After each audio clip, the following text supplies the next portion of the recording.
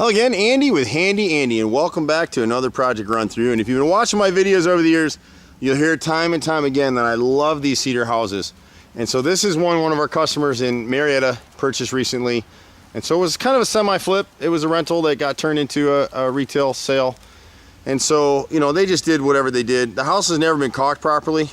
And right over here, over the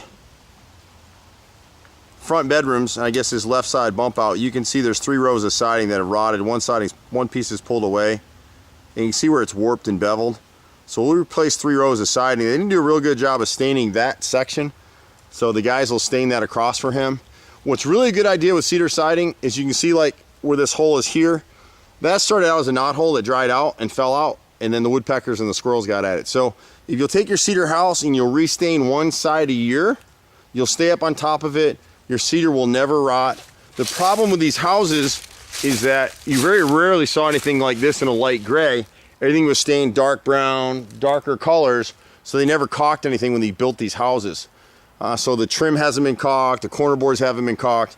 And so if this homeowner will come through and start doing some of that, he'll save himself a lot of expense. So we'll replace this row right here. When the boys are here, this isn't rotted, this is borer bee damage, and the woodpeckers came to eat the larvae. You can see kind of the hole on the underside, and then those gashes are from the woodpeckers at the larvae. So the guys will just seal that. It's not rotted, so we don't really want to replace it. He's got one piece of siding back here on the left bottom right here, about 4 feet on the second row. We'll clean the gutters for him as well. Most people don't realize we do that. They haven't been cleaned since, you know, he bought the place. So we really need to clean these gutters 3 times a year. And we're doing that for customers. It's cheaper if we're on a schedule to come out and do them all the time.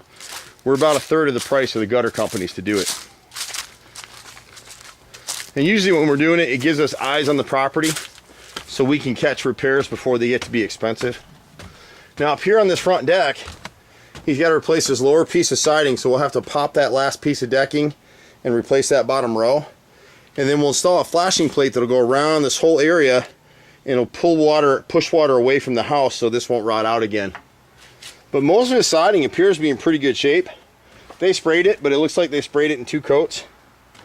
He's got a little bit of rot in this window frame right here, this left window. When the guys are out, they'll check the other windows and let him know. 90% of our customers stay repeat customers. There's 10% that either didn't like our pricing or didn't like us. The left side of this chimney, he's got these 2 bottom boards are rotted. Someone tried to put some screws in there to pop it out. He doesn't have kick-out flashing on either side of this chimney, and so the water's coming down over time. It's rotting the cedar. It takes years of water exposure to rot cedar. And so you can see this board right here is rotted underneath this vent. And then he's got one that we just found as we were walking around, about the 5th board up here on the right side face. And then around to the right side right here, he's got 4 rows that are rotted the same way, no kick out flashing here. You know, it's so hard for customers, and I hear these stories all the time. People will find contractors on Home Advisor, or they'll find them on Nextdoor. And a lot of these guys, consumers typically don't know what good work is. A lot of them recommend somebody based on something cheap. And I can't tell you how many times I've seen a project that was done totally wrong.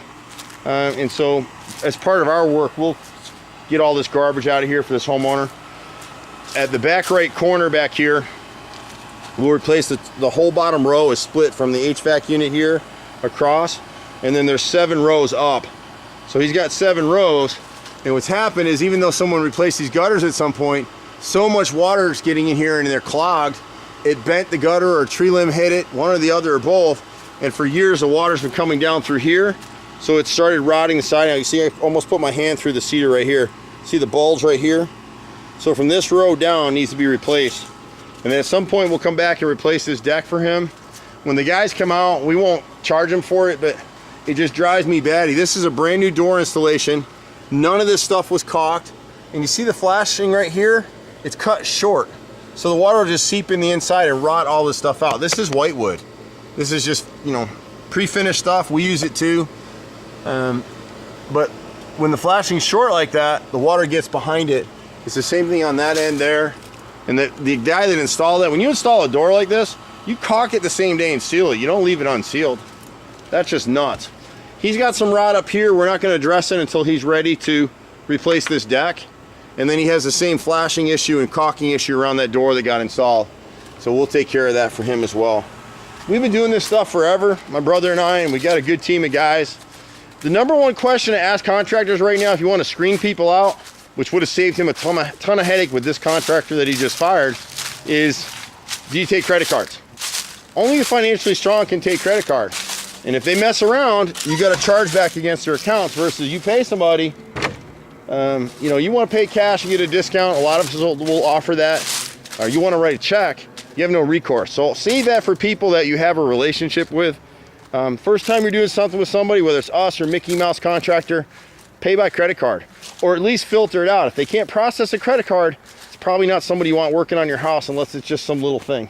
So welcome to our world. I love these cedar houses. I'm Andy, 770-912-2829. Bye for now.